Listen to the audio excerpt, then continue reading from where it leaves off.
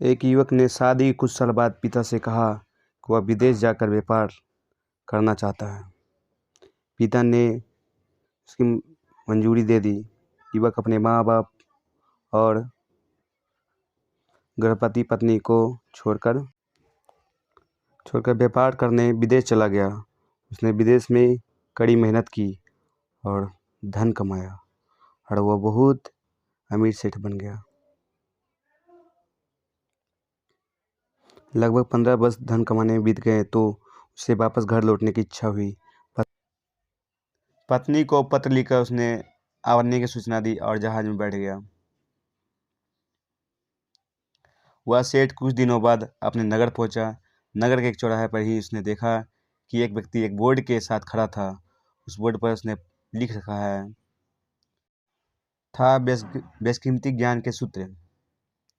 सेठ ने उस व्यक्ति के पास जाकर पता किया तो उसने बताया कि मैं बेशकीमती ज्ञान के सूत्र बेच रहा हूँ।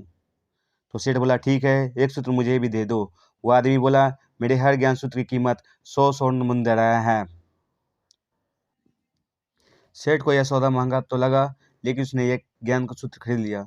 उस व्यक्ति ने सेठ को ज्ञान का सूत्र दिया, कोई भी कार्य करने से पहले 2 मिनट रुक कर सोच लेना। सेठ ने वह सूत्र अपनी डायरी में लिख लिया। सेठ को अपने घर पहुंचते पहुंचते रात हो गई। इतने सालों बाद लौटा हूँ तो क्यों ना सीधे पत्नी के पास पहुंचकर उसे सरप्राइज दूं। घर के चौकीदार को इशारों से अंदर कुछ भी कहने से मना कर दिया और सीधे पत्नी के कमरे गया। वहां का नज़ारा देखकर वह चौंक गया। उसने देखा उसने पत्नी के साथ एक युवक सोया हुआ था। यह देखकर सेठ गुस्से से आग बबूला हो गया। वह सोचने लगा, मैं परदेश में उसकी चिंता करता रहा और वह यहाँ अन्य पुरुष के साथ सो रही है, दोनों को जिंदा नहीं छोड़ूंगा। वह गुस्से से अपनी तलवार निकालकर दोनों पर वार करने ही जा रहा था। इतने में उसे 100 स्वर्ण मुद्राएं के बदले जो ज्ञान सूत्र खरीदा था उसकी याद आ गई कि कुछ भी कार्य करने से पहले 2 मिनट सोच ले। वह 2 मिनट सोचने के लिए रुका। उसने तलवार वापस पीछे ले लिया, लेकिन वह किसी बर्तन से टकरा गई। बर्तन के गिरने की आवाज़ से पत्नी की नींद खुल गई। आँख खोलते उसने अपने सामने अपने पति को देखा तो वह बहुत खुश हो गई और बोलने लगी, आपके बिना जीवन सुना सुना था। इंतजार में इतने वर्ष कैसे निकल गए यह मैं ही जानती हूँ।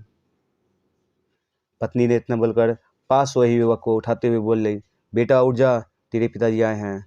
युवक उठकर जैसे ही पिता को प्रणाम करने झुका तो माथे की पगड़ी सेठ के पेड़ों में गिर गई। उसके लंबे लंबे बाल बिखर गए। सेठ की पत्नी ने कहा, यह आपकी बेटी है, इस सम्मान को कोई आज ना आए, इसलिए मैंने इसे बचपन से ही पुत्र के समान पालन पोषण और संस्कार दिए हैं। यह सुनकर सेठ की आंखों से आंसू की धारा बह निकली। उसने पत्नी और बेटी को गले लगा लिया और सोचने लगा, यदि आज मैंने उस ज्ञान सूत्र पर अमल नहीं किया होता तो आवेश में आकर कितना अनर्थ हो जाता। मेरे हाथों से मेरा ही निर्दोष परिवार खत्म हो जाता। शिक्षा दोस्तों, इस कहानी से यही शिक्षा मिलती है कि जल्दीबाजी में आकर कोई निर्णय न लेवे, क्योंकि अब हम आवेश में होते हैं तो हमें अच्छे बुरे का ख्याल नहीं रहता है। इसलिए गुस्सा होने की स्थिति में कोई भी निर्णय न ले। कुछ देर रुके और दिमाग ठंडा होने दे, फिर सोचे क्या सही है और क्या गलत।